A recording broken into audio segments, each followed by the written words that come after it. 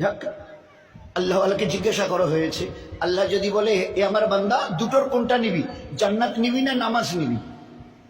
জান্নাত নিবি। আল্লাহ যদি বলে এ আমার বান্দা বলতো নামাজ নিবি না জান্নাত, জান্নাত বলে কথা। তো চোখ বন্ধ করে একবারে উত্তর দিয়েছে, কেন? আমি নামাজ নেবো। তাহলে কি বলছো, তুমি নামাজ নেবে জান্নাত ছেড়ে দিয়ে? বলে হ্যাঁ।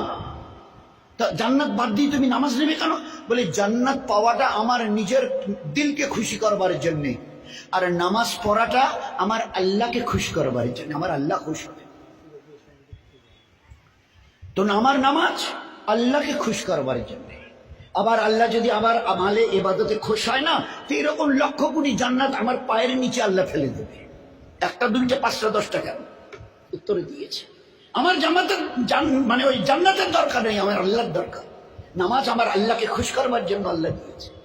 আমি যখন, নবীজি কি বলেছিল, তুমি যখন সেজদায় যাও, চাই পুরুষ হও আর মেয়ে ছেলে, তুমি যখন সেজদায় যাও, তুমি জানো কি কোথায় সেজদা করছো?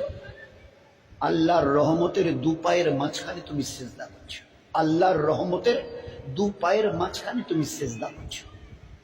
তো এই নামাজের মূল্যবোধ, তোমার আল্লাহ তোমার এত কাছে কখনো আসেন না যত কাছে তোমার নামাজের সময় তোমার সেজদার আল্লাহ কাছে চলে আসে। ফের আল্লাহ এবারে আওয়াজ লাগান, ইয়াস্তাইনু, এ আমার বান্দা, এ আমার বান্দি, কি তোর চাওয়ার আছে বল? দুনিয়ায় কি চাস, আখিরাতে কি চাস? নামাজ তুই পড়েছিস, আমার কাছে চা, আমি ওয়াদা করছি দেবো। ইয়াস্তাইনু বিসসাবরে ওয়াস সালাম, যা কিছু তোর নেবার আছে নামাজের দ্বারা, নামাজ থেকে সালাম পাইলে আমার কাছে হাত তোল, যা চাইবি আমি আল্লাহ তোর চাহিদা করব।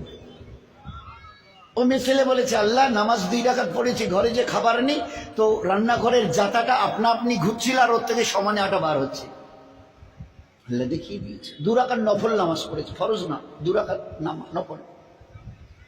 2 রাকাত নফল পড়ে বলছে, আল্লাহ আমার বাচ্চাটা তো মরে গেল, আমিও তো চোখে দেখি না, চলবো কি করে? লোক আমাকে গালিমন্দ করবে, কেমন হয়েছে?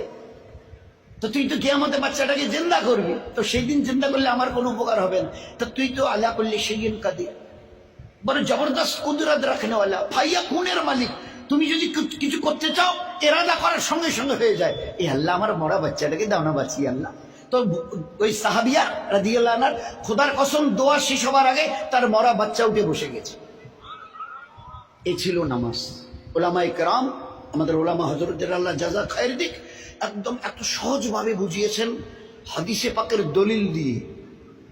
একজন পুরুষ অথবা মেয়ে ছেলে পেশাব অথবা পায়খানা করেছে, কোন রকম কুলুক নিয়েছে, পানি তালাশ করছে, পানি খুঁজছে, পাক হতে হবে ভালো করে। তো পানি খুঁজতে গিয়ে পানি তালাশ করছে করছে করছে, দেখে যে আর নামাজের 2-3 মিনিট টাইম বাঁচিয়েছে, নয়তো কাজা হয়ে যাবে। শরীয়ত কি বলছে বলেন না? শরীয়ত কি বলছে? ও পুরুষ, ও মেয়ে ছেলে, ঈমানওয়ালা ওয়ালি, মাটি থেকে একটা মাটির ঢেলা জমিন থেকে তুলে নাও, তায়াম্মুম করে নিয়ে ওই অবস্থায় নামাজে দাঁড়াও, আমি আল্লাহ কবুল করে নেব, কিন্তু খবরদার কাজা করিও না, কাজার শব্দ মুখে আনিও না। আজ তো ছেড়ে দিয়ে বসে আছি। কাজা বলা হয় ওয়াক্তের নামাজকে ওয়াক্তে না পড়ে একটু দেরিতে পড়া, একটু দেরিতে পড়া। আজকের বোধ হয় 3টা ওই 32 কি 35 36 ওই দিকে জোহর শেষ হয়, আসর শুরু হয়।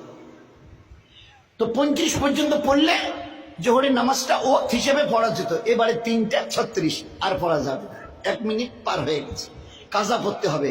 দয়ার নবী বলছেন, আমার উম্মত আর পুরুষ আর মা বোন, ভালো করে কান খুলে শুনে নাও, আমি দয়ার নবী, রাহমাতুল লিল আলামিন, রাহমাতুল লিল আলামিন, দয়ার, আমি দয়ার নবী। কতটা দেরি করলে? বলে 1 মিনিট। পড়েছে? বলে হ্যাঁ, কাজা আদায় করে দিয়েছি। পড়িনি? না, ওরকম নয়, পড়িনি, না না, কাজা আদায় করে দিয়েছি। তা বলে 1 মিনিট দেরি করার রেজাল্টটা বলবো? দয়ার নবী বলেন, বলে 1 মিনিট দেরি করে যে নামাজটা পড়ে দিলি না কাজা হিসাবে, মরণের পরে 2,88,00,000 বৎসর তোমাকে জাহান্নামের আগুনে জ্বলতে হবে। আচ্ছা, এই নবীর হাদিসটা শোনার পরে কারো হিম্মতে কুলোবে জীবনে নামাজ কাজা করা? বলুন, কুলাবে? স্বামী স্ত্রী মিলেছে, সবাই জানি স্বামী স্ত্রী মিললে গোসল ফরজ হয়। উঠে দুইজনে পানি তালাশ করছে, চলো চলো গোসল করি গোসল করি গোসল করি, নামাজ পড়তে হবে। এই গোসল করি করতে করতে পানি খুঁজতে খুঁজতে আর 3 মিনিট 4 মিনিট বাকিয়েছে। পানি যে পেলাম না। শরীয়তের হুকুম কি?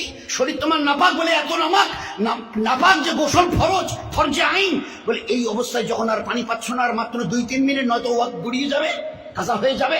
তুমি একটা মাটির ঢেলা তোলে তাইম্মাম করে ওই অবস্থায় কাঁপতে কাঁপতে দাঁড়িয়ে যাও, আমি আল্লাহ কবুল করে নেব, কিন্তু কাজার ইজাজত নেই।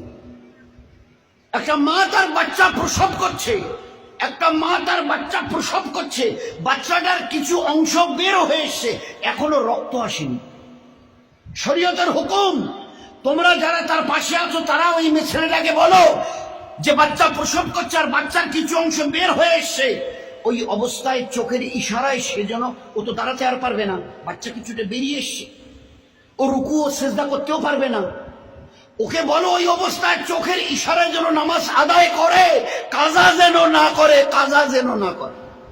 আমি আল্লাহ কবুল করি নেব। ওই শোয়া অবস্থায় এখনো খুন আসেনি, এই অবস্থায় তার জন্য নামাজ পড়া ফরজ। এসব ভাবা যায়। দুনিয়ার থেকে চলে যাচ্ছেন দয়ার নবী সাল্লাল্লাহু আলাইহি ওয়াসাল্লাম। আজরাইল রূহ মুবারকের উপরে হাত দিয়েছে। মা আয়েশা বলছেন ওই সময় দেখলাম আল্লাহর নবীর ঠোঁট নড়ছে, তো আমি কানটাকে নবীজির মুখের কাছে নিয়ে গেলাম, নিশ্চয়ই কিছু বিড়বিড় করছে যখন তো বোধহয় বলছে।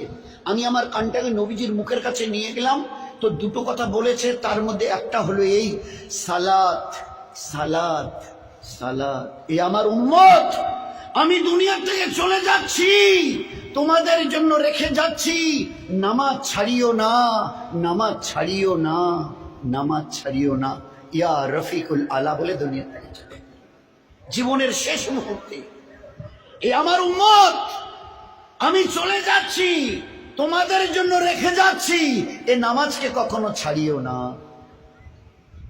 সেই নামাজের অবস্থা কি বলেন? এই জন্য সবাই আমরা নিয়ত করি, আমাদের পুরো বাড়ির, পুরো টাড়ির, পুরো সমাজ আর জামাতের 10 বছরের উপরে পুরুষ এবং মা বোন যারা আছে 10-এর উপরে, আমরা যেন এক ওয়াক্তের নামাজ দোস্ত কাজা না করি। চেষ্টা করতে পারবো ইনশাল্লাহ? ভাই চেষ্টা করা যাবে? হ্যাঁ চেষ্টা করি, হাত তুলে দেখাই, সবাই চেষ্টা করবো ইনশাল্লাহ। ভাই চেষ্টা যদি করি, পাক্কা যদি অন্তরে নিয়ত থাকে, আমি কসম দিয়ে বলতে পারি এক ওয়াক্তের নামাজ জীবনে আল্লাহ কাজা করাবে না। আমাদের সঙ্গে আল্লাহর ব্যবহার আমাদের নিয়তের উপরে।